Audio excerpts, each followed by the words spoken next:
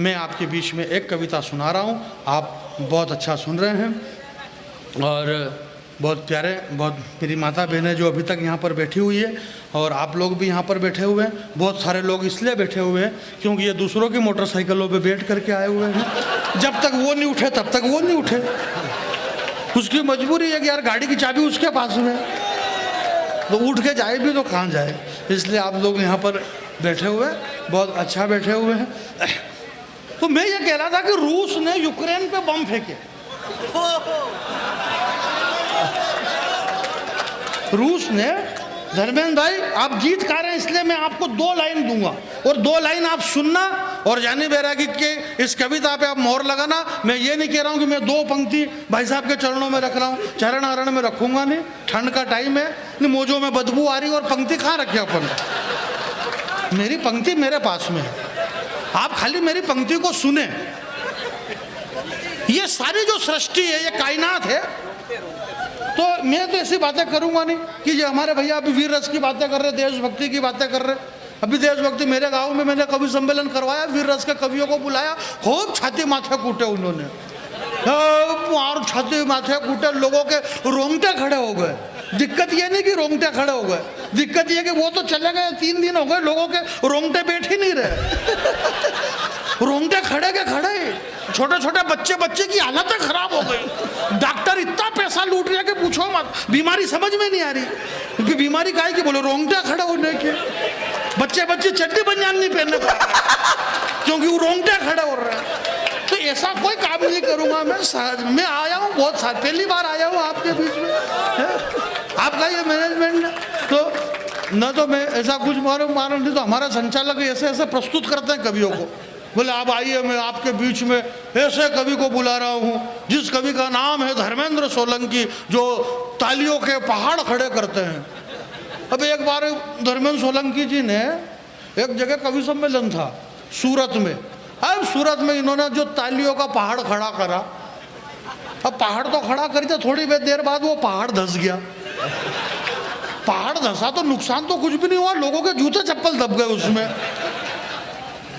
बड़ी मुश्किल से हाथा जोड़ी करी भैया कि जिसके जूते चप्पल है हाथ जोड़ के आपको हम दे देंगे, इसलिए हम ऐसे कोई शब्द का प्रयोग नहीं करेंगे।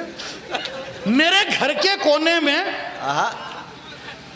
एक उद्योगपति ने कहा मेरा बेटा पढ़ता है इंदौर में, विजयनगर में रहता है, भाई साहब का बेटा पढ़ता है, इनका बेटा पढ़ता है, इनका नम्रता जी का बेटा पढ़ता है कॉलेज में। दूध लेने के लिए गया, बोले साहब दूध महंगा हो गया।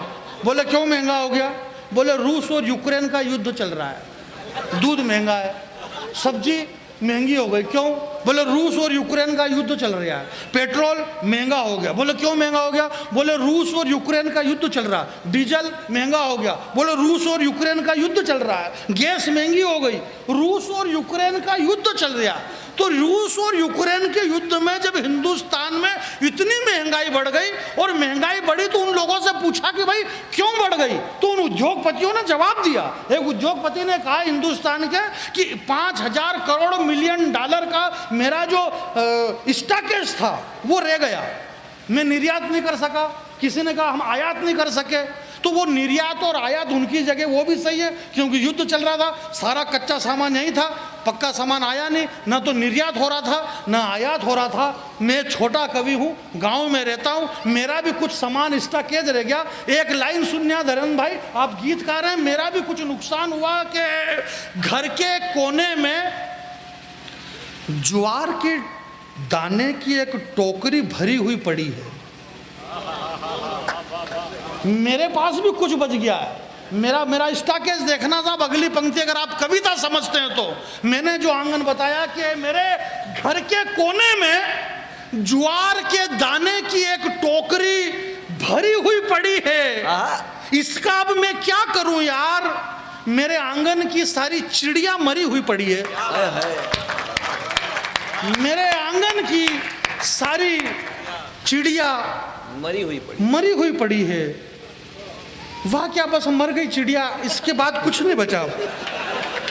आगे अब मैं कुछ भी नहीं बोल सकता क्योंकि चिड़ियों का परिवार इतना ही था, 168 सब मर मुरा के खत्म हो गई चिड़िया।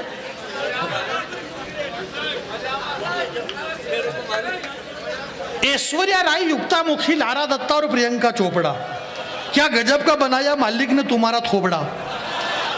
तुम सबके सब विश्व सुंदरी का खिताब जीती, पर सही सही बताना तुम्हारे साथ क्या क्या बीती। हमारी भारतीय नारी, हमारी भारतीय संस्कृति में कहावत है, खाना खजाना और जनाना किसी को नहीं बताना। खाना ऑलरेडी हम खड़े खड़े खा ही रहे।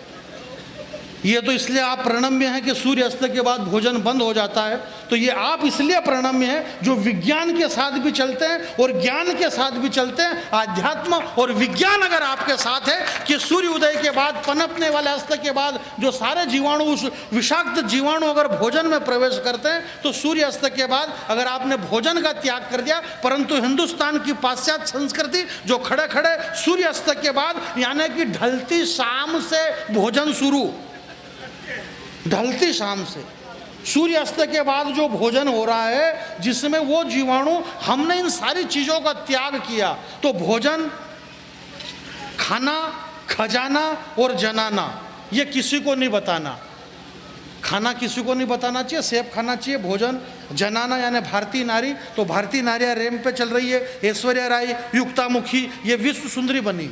तुम सबके सब विश्व सुंदरी का खिताब जीती, पर सही सही बताना तुम्हारे साथ क्या क्या बीती। अरे ऐश्वर्या राय, तूने सिर्फ सुंदरी शब्द चुना है, विश्व सुंदरी का नाम तेरे बाप ने भी नहीं सुना है। विश्व सुंदरी का नाम सुनेगा तो अपने आप को भूल जाएगी, और विश्व सुंदरी का चरित्र सुनेगा तो तेरी आंखें खुल जाएगी। विश्व सुंदरी बनने के लिए जमाने से जूझना पड़ता है, और विश्व सुंदरी बनने के लिए धधकते अंगारों पे कूदना पड़ता है।